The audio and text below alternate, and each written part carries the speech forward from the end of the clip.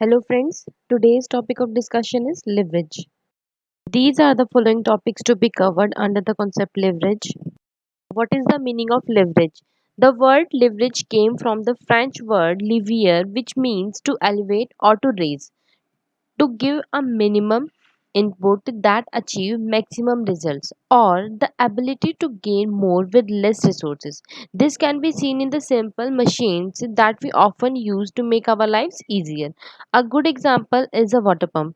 If you try to use water pump, you would notice that the longer the handle of it, the lesser effort you need to exert to fill a water when pumping water. Fine. So, in financial management, leverage analysis is the employment of fixed assets of funds for which company has to pay fixed cost, that is fixed operating cost and fixed financial cost, and study their impact on the earning available to equity shareholders. That means we are using fixed assets to enhance return. Let's move to importance of leverage analysis. First is it helps in taking investment decision. How? This technique is useful for investment decisions because operating leverage measures the firm's ability to use fixed operating cost to magnify the effect of changes in sales on its operating income, that is EBIT. So, the increase in fixed operating cost is due to direct result of investment decisions. Fine. So that's why this helps in taking investment decisions. Next is it helps in taking financial decision. See, the financial leverage measures the firm's ability to use fixed financial charges on debt capital to magnify the effect of changes in EBIT on the EPS. If return on investment is higher than the cost of debt, then the financial leverage will be favorable and firm can issue debt securities to enhance the return to the equity shareholders. So that's why financial leverage helps in taking financial decision. Fine. Next is it helps in measuring business and financial risk. Operating leverage is used as an index of business risk, and similarly financial leverage measures the financial risk. Next is it helps in maximizing the wealth of shareholders. How? See, the finance manager with the help of leverage analysis will come out with financing mix and the capital structure by which earning available to equity shareholders can be maximized. And similarly, by using it, the quality of investment decision can be improved. Thus, this analysis helps in realizing the overall objective of wealth maximization. Fine. So these are the importance of leverage analysis. Topic is business and financial risk. These topics are important to understand before we move to operating and financial leverages. So first is business risk. Business risk refers to the relative variability in the firm's expected earning before interest and tax, that is EBIT. Business risk refers to all hazards inherent in the operation of business itself. That's why it is also known as operating risk. Fine. Business risk arises due to business recession, technological changes, degree of competition, government's policy, change in fashion, change in prices, or due to natural calamity like earthquake, etc. Business risk is unavoidable. Next is financial risk. Financial risk is a direct result of firm's financing decision. Financial risk depends upon the proportion of borrowed funds in the company's capital structure and the variability of revenues. If the situation worsens, the firm will not be able to meet interest payment as well as repayment of principal amount. Therefore, through the use of debt, financial risk of the business increases, causing more and more interest payment and thereby reducing the profit. Now let's have a look to the difference between business and financial risk. First is meaning. Business risk refers to the variability in the firm's expected earning before interest and tax due to employment of more funds in the assets having more operating fixed cost. Fine.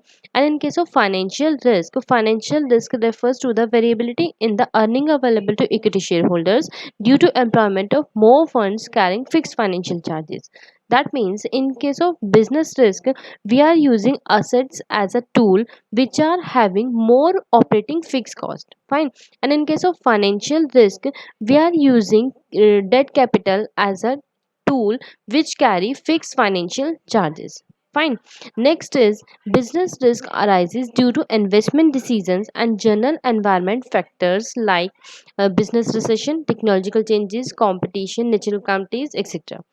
And financial risk arises due to financial decisions taken by the firm. Basis of difference between business and financial risk is avoidable and unavoidable. Business risk is unavoidable, whereas financial risk is avoidable. Next is controllable and uncontrollable. Business risk is uncontrollable. This is because a company generally do not have control over factors responsible for business risk. Fine. And financial risk is controllable. This is because it is a direct result of financing decision of a firm, and a good financial decision can control this risk. Fine. And the last is formula for calculating business risk is contribution divided by EBIT, and the formula for calculating financial risk is EBIT divided by EBT. Now let's move to operating leverage. Leverage related to the operations of a business is called operating leverage. Fixed cost in the cost structure is used to magnify the effect of changes in sales on the pattern of earnings of a firm. Fixed costs have to be incurred whether the company earns revenue or not. When fixed costs are used to enhance the profitability, it is said that operating leverage is used. Fine. Hence, operating leverage is said to exist when fixed costs exist in the cost structure. It is based on the theory of cost volume profit relationship. The higher the proportion of fixed costs in the total cost structure, higher is the operating leverage. When a firm has fixed operating expenses, then 1% change in sales bring about more than 1% change in EBIT. Fine. And the formula for calculating operating leverage is equal to percentage change in EBIT divided by percentage change in sales. And the alternative way to calculate degree of operating leverage is contribution divided by EBIT. Next is financial leverage. Financial leverage results from the existence of fixed financial charges in the firm's income stream. These charges do not change with change in EBIT. These financial charges are to be paid whether the company has any EBIT or not. Therefore, any proportion of profit which is left after paying of these financial charges will be distributed among the equity shareholders. Fine. And more use of debt in financial structure can increase earning available to equity shareholders and earning per share, because debt is regarded as a cheaper source of finance due to its tax deductibility. Hence, financial leverage is the firm's ability to use fixed financial charges to magnify the effect of changes in EBIT on the firm's earning per share. Fine. And formula for calculating financial leverage is percentage change in EPS divided by percentage change in EBIT. Here are the formulas for calculating degree of financial leverage. When capital structure consists of debt and equity, formula will be EBIT divided by EBT. And when capital structure consists of debt, preference and equity capital, then formula will be EBIT divided by EBIT minus I minus PD, that is preference dividend, divided by 1 minus T. And T is tax rate and I is financial charge, that is interest. Now, let's have a look to the difference between operating and financial leverage. First is meaning. Operating leverage is the firm's ability to use fixed operating costs to magnify the effect of changes in sales on its operating income, that is EBIT. And financial leverage is the ability of the firm to use fixed financial charges to magnify the effect of changes in EBIT on the EPS. Fine. Next is operating leverage is related to the presence of fixed operating cost, whereas financial leverage is related to the presence of fixed financial charges.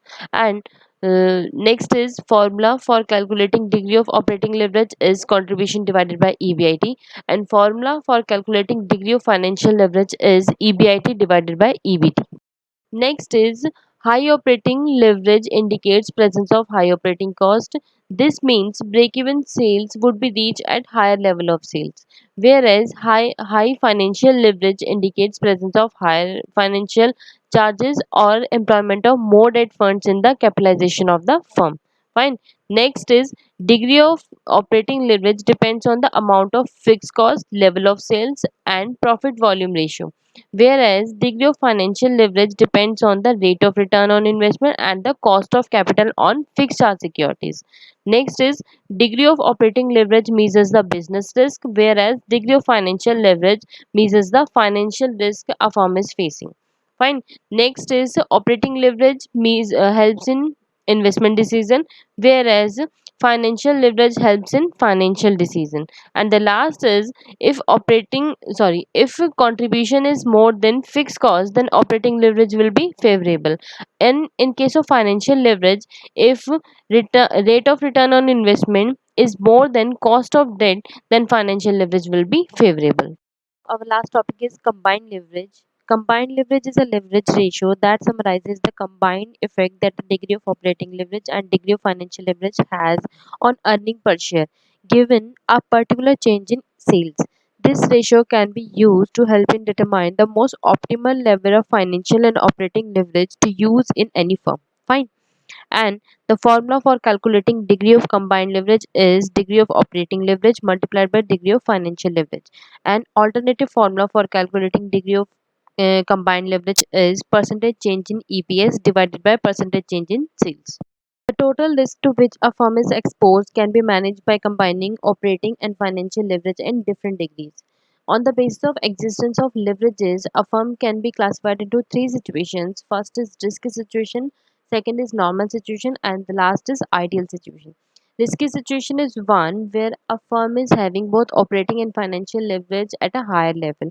Normal situation is one where one of these two leverages is high and the other is low. And the last is ideal situation in which both of these leverages, that is operating and financial leverage, are low. So this was all about leverage. Thank you for watching.